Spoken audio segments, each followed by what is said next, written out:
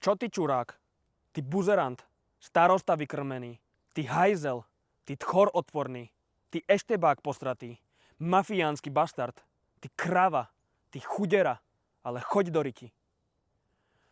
Takto sa dnes komunikuje v slovenskom parlamente. Chcete dôkaz? Tu ho máte. Čo je ty čurák?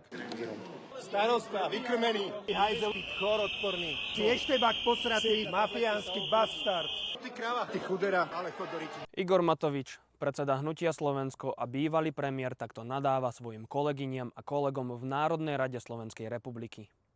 Poslankyniam Zuzane Plevíkovej, Zuzane Matejíčkovej, matke a prorektorke Ekonomickej univerzity v Bratislave Paule Puškárovej, starostke obce Košúty Zdenke Mačicovej, poslancom Dušanovi Muňkovi, Jánovi Kvorkovi, podpredsedovi parlamentu Tiborovi Gašparovi, olympionikovi Erikovi Vlčekovi a starostovi Slovenského grobu Štefanovi Gašparovičovi. Hanba. V takejto atmosfére sa podľa mňa skutočne pracovať nedá. Aký je váš názor?